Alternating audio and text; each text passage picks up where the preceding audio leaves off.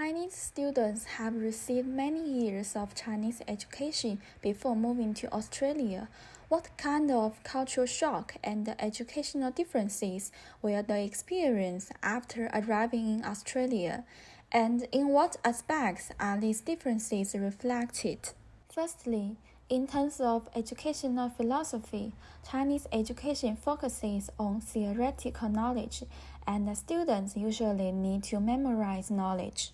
According to the article, Chinese students concentrate more on memorization than comprehension and are passive and uncritical.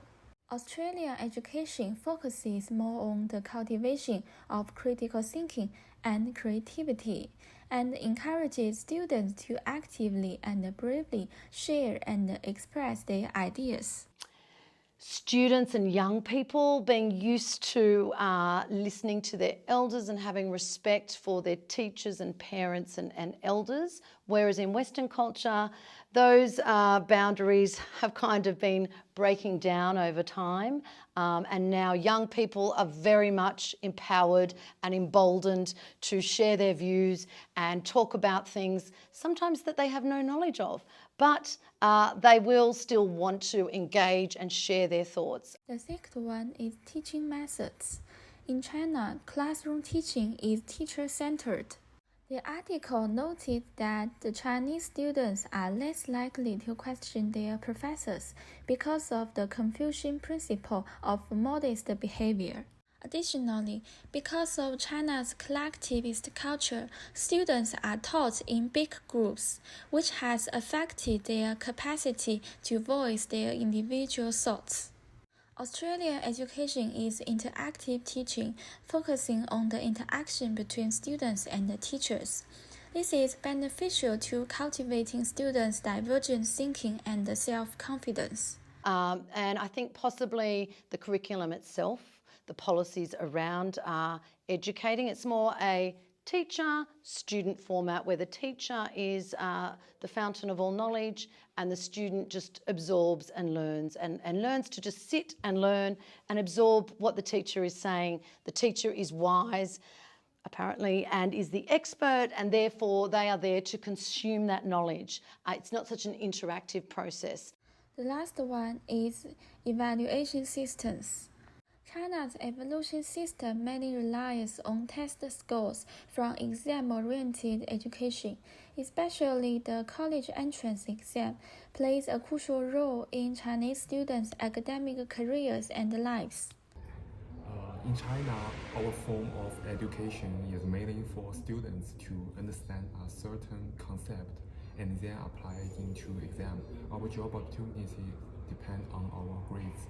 But in Australia, I feel that the learning mode is more diversified and free, which can let me really find the fun of a certain field or a certain major.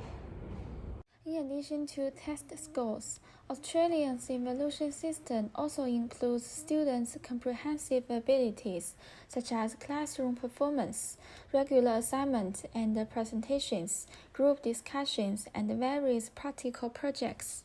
Okay, so without having studied in China myself, from what I've been told, I do believe that the class sizes are definitely bigger in China than here, so there's less chance of being called upon. And I think their exam system is slightly different. Here we do a number of different assessments, including more often than not a group presentation, which involves public speaking and interacting in a team and working on that group work.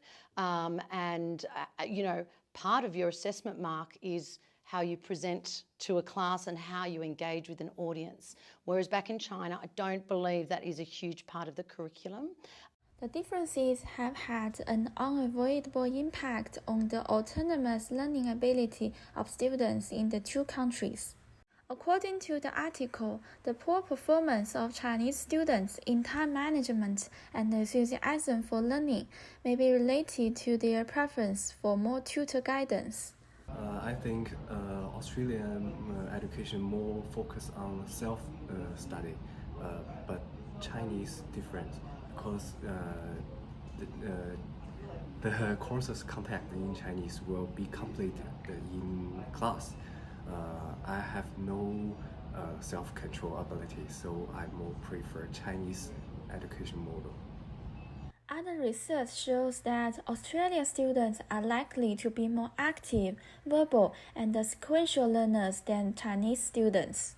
Australian education is more flexible and gives students ample time for self-study and self-exploration, which is both novel and challenging for Chinese international students.